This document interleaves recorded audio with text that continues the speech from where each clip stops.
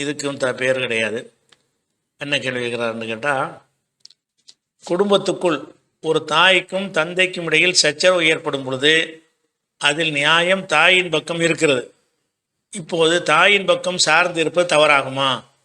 அதே நேரம் உடலாலும் உள்ளத்தாலும் தொடர்ந்து தாய்க்கு நோவினை தந்தை ஏற்படுத்தும் போது தாயின் பக்கம் குரல் கொடுத்தால் தந்தை உறவை முறித்து கொண்டு வெளியேறி விடுவார் என்ற அச்சத்தின் காரணமாக அனைத்தையும் சகித்து கொள்வது மார்க் அடிப்படையில் சிறந்ததா, அல்லது நியாயத்தின் பக்கம் சார்ந்து நிற்பது தாய்க்காக குரல் எழுப்பது சரியா?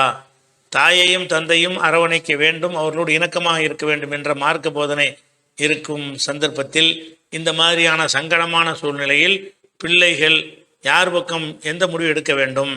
குர்ஆன் ஹதீஸ் அடிப்படையில் விளக்கம் தரும்னு கேட்குறாரு. அதாவது இது பெற்றோர்களுக்கு மத்தியில் சண்டை வந்துருச்சுன்னு சொன்னால் பிள்ளைகள் சந்திக்கக்கூடிய ஒரு தர்ம சங்கடமான ஒரு நிலைமை இது.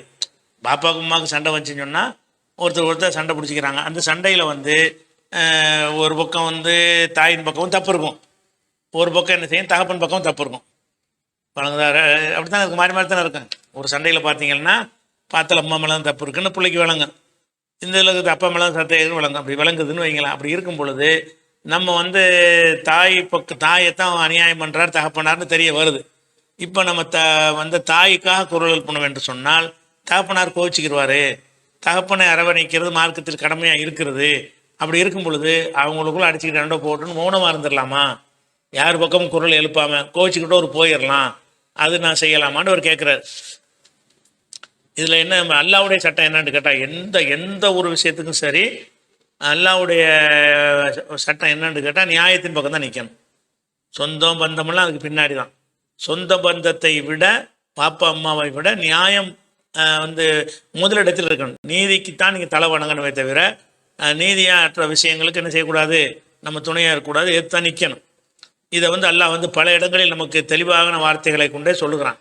குர்ஆனில் 4வது சூறாவில் 135வது வசனத்தில் இருக்கிறது, யாயுல்லதீன ஆமனு, நம்பிக்கை கொண்ட மக்களே, கூனு கவ்வாமீன பில் கிறிஸ்தி, நீதியை நிலைநாட்டக்கூடியவர்களாக ஆகிவிடுங்கள், சுகதால் இல்லா, அல்லாவுக்காக சாட்சியாளர்களாக ஆகிவிடுங்கள், உளவு அல அன்புசிக்கும், உங்களுக்கு எதிராக இருந்தாலும் சரி, அவில் வாலிதைனே, பெற்றோருக்கு எதிராக இருந்தாலும் சரி, உள் அக்ரபீன, உறவினருக்கு எதிராக இருந்தாலும் சரி, நீதியை நிலைநாட்டுங்கள்.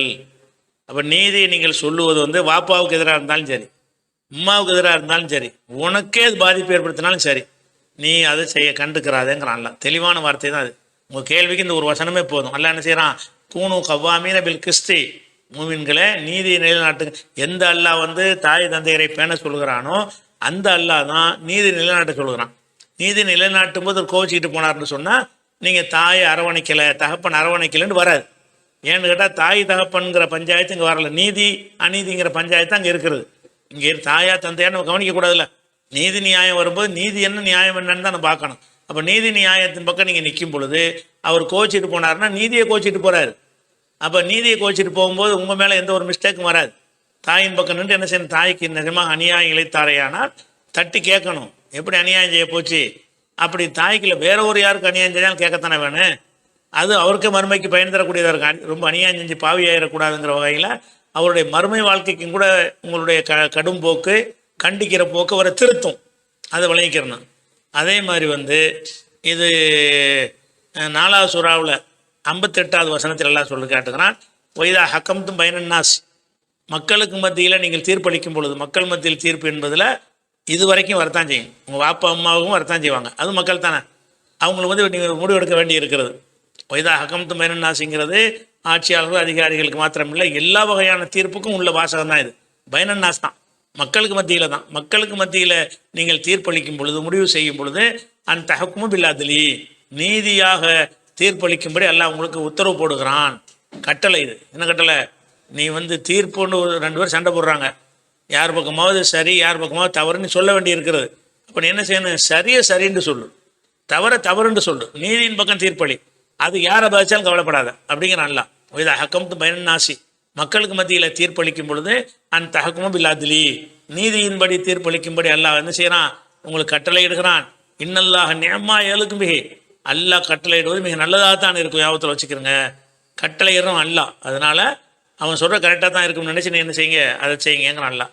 அதே மாதிரி வந்து பொதுவாக 16:90 வசனத்தில் சொல்லுகிறான், இன்னல்லாஹ யாமுரு பில் அதில் ஒலி ஹசான், அல்லாஹ் கட்டளையிடுகிறான் ஒரு பிறருக்கு உதவி செய்யுமாறும் நீதியாக இருக்குமாறும் உங்களுக்கு கட்டளையிடுகிறான். ஒவ்வொரு ஜும்மாவிலையும் இந்த வசனத்தை ஓதுவாங்க, சொன்னது மாதிரி பள்ளியிலாம். இன்னல்லாஹ யாமுரு பில் அதில் ஒலி ஹசான், அல்லாஹ் வந்து அதில் என்றால் நீதியை கட்டளையிடுகிறான் அப்படின்னு இருக்கு. நீதிங்கிறது வந்து தொழுகை நோன்பு மாதிரி அது ஒரு கட்டளை, உங்களுக்கு கடமை, அது ஒரு ஃபர்லான ஒரு கடமையை வந்து நீங்கள் வாப்பா அம்மாவுக்கான்னு விட்டு கொடுக்க முடியுமா? அது முடியாது.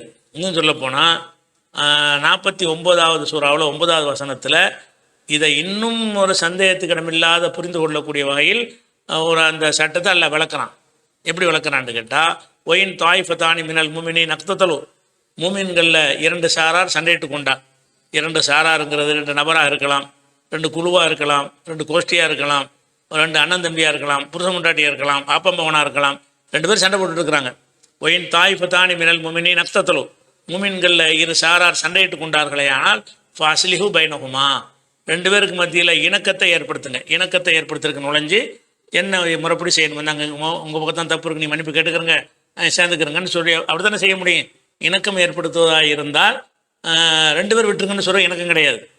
வழங்குதா? இவன் அடி வாங்கியிருப்பான், அந்த அடி கொடுத்துருப்பான், அதில் விசாரித்து நீ தான் அடிச்சிருக்க, அவன்கிட்ட மன்னிப்பு கேளு, இப்போ சேர்ந்துக்க அப்படிங்கணும். போய் நின்று என்ன செய்வாங்க, அவர் அடித்த விட்டு நீ விட்டுருமா, இவன் உண்மை செஞ்சுருக்க மாட்டான், இதை அவன் ஒத்துக்கிற மாட்டான், இது அநீதி. இது நீதி தான் என்னென்னு கேட்டால் விசாரித்து இணக்கத்தை ஏற்படுத்தணுமா, இணக்கம் ஏற்படுத்தணும். ஏற்படுத்தும் பொழுது ஃபைம் பகத்து எஹதாகுமால் உஹ்ரா, அந்த 2ல் ஒரு சாரார் வந்து இன்னொரு சாராருக்கு வரம்பு மீறி இருந்திருப்பார்கள் என்று சொன்னால் இப்போ காத்தில் உள்ளத்தி தபுகி, வரம்பு மீறியவர்களை எதிர்த்து நீங்கள் சண்டையிடுங்கள்.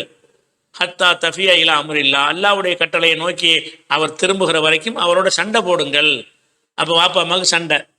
அப்போ என்ன செய்யணும்னு கேட்டால், இணக்கத்துக்கு போகிறீங்க, இணக்கத்துக்கு போகும்போது இவர் அதில் உறுதியாக நிற்கிறார், அடிக்கத்தான் செய்யணும், என்னடா கேட்குறது, என் முன்னாடி நான் அடிப்பேன் ஏதோ சொல்கிறாருன்னு வைங்க, அவர் எல்லை மீறி பேசினாரே ஆனால் அவரை எதிர்த்து நீங்கள் சண்டை போடுங்க. நல்லா பையும் பகத்து எஹதாகுமா அலுகுரா, ஒருவர் மற்றவர் மீது வரம்பு மீறுவாரையானால் அப்போ நீங்கள் என்ன செய்யணும், 2ஐயும் சமமாக வச்சு பார்க்கக்கூடாது.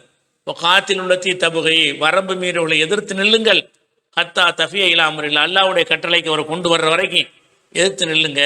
இப்போ இன்ஃபாத்து திருந்தி வந்துட்டாரையானால் ஃபாஸ்லிஹு பைனஹுமா பில் அத்லி, நீதியான முறையில் அவங்களுக்கு நல்லிணக்கத்தை ஏற்படுத்தி, நீதியாக தான் நல்லிணக்கம் ஏற்படுத்தணும். நம்மகிட்ட இந்த நல்லிணக்கங்கிற பேரில் ஒரு அநியாயம் பண்ணுறாங்க. நம்ம சமூகத்தில் பஞ்சாயத்துகளில் நல்லிணக்கம் ஏற்படுத்தும் இறங்குவாங்க. இறங்குனா ஒருத்தனுக்கு பயங்கரமான அநீதிக்கு ஆளாக இருப்பான், இன்னொருத்தன் பயங்கர அநியாயம் செஞ்சுருப்பான், சேர்த்து விட்றாளாம் போய், அவன் செஞ்ச நீ அவன் மறந்துருப்பாங்கண்டா, இதான் நீதியானதா இது? அடே இவன் என்னன்னா இவன் செஞ்சு அவ்வளோ செஞ்சுருக்கிற, அதுக்கு என்னடா தீர்வா சொல்லி அதான் நீதியாகும். நீதி வழங்க மாட்டேன். சமாதானம்னா சமமாக இருக்கலாம், எது சமம், நல்லதும் கெட்டதும் சமமாக்குறாங்களாம். அதே பற்றி நல்லதும் கெட்ட சமமாகும். ஒருத்தன் அநியாயக்காரன் ஒருத்தன் அநியாயத்துக்கு உள்ளாக்கப்பட்டிருக்கான்னு சொன்னால் அநியாயக்காரனை கண்டித்து திருத்தி நீ வந்து அவனுக்கு 10 தப்பு செஞ்சுருக்கிற, அந்த 10க்கு மன்னிப்பு கேளு, இப்போ சேர்ந்துக்க. மன்னிப்பு கேட்டான்லப்பா, மன்னிப்பு கேட்ட பேர் எதுக்கு மனசில் வச்சுட்டு இருக்கிற அப்படி சொல்லணுமே தவிர நீனு கேளு, இவன் ஏன் கேட்கணும், அடி வாங்கினா இது கேட்க போகிறான். இப்படி தான் பஞ்சாயத்து பண்ணுறானோ. சமாதானங்கிற பேரில் செய்கிறதெல்லாம் அநியாயமாக இருக்குது. அதனால் சமாதானம் ஏற்பட மாட்டேங்குது. அந்த பாதிக்கப்பட்டவனை ஏற்றுக்கிற முடியாது. நீ சொன்னதுக்காக தலையாட்டுவானே தவிர அவன் உள்ளுக்குள்ளே அந்த கசப்பு அவனுக்கு நீங்காது. அவனுக்கு செய்யப்பட்ட அநீதிக்கு வந்து தீர்வு கிடைச்சால் மாத்திரம்தான் அவன் வந்து இணங்கி வருவான். அதை கவனத்தில் கொண்டு என்ன செய்யணுன்றா, இஸ்லாஹ் பண்ணுறது வந்து என்ன செய்யணும்னு கேட்டால் ஃபாஸ்லிஹு பைனஹுமா பில் அத்லி, நீதியான முறையில் அவர்களுக்கு நல்லிணக்கத்தை ஏற்படுத்துங்கள். வக்சித்து, நேர்மையாக நடந்து கொள்ளுங்கள். இன்னல்லாஹ் யுஹிப்புல் முக்சித்தீன், நேர்மையாக நடப்பவர்களை அல்லாஹ் விரும்புவான் அப்படின்னு சொல்லி 49வது சூறாவில் 9வது வசனத்தில் எல்லாம் என்ன செய்யறான் சொல்லி காட்டுற காரணத்தினால நீங்கள் வந்து வாப்பா அம்மாலாம் பார்க்காதே, நியாயத்தை பாருங்கள். எந்த விஷயத்தில் வாப்பா மேலே தப்பு இருக்குது வாப்பாவை கண்டிங்க, அம்மா மேலே தப்பு இருந்தால் அம்மாவை கண்டித்து திருத்துங்க, அறிவுரை சொல்லுங்கள், அந்த பக்கம் சார்ந்து நில்லுங்க. அதான் உங்களுடைய கடமை. சரி.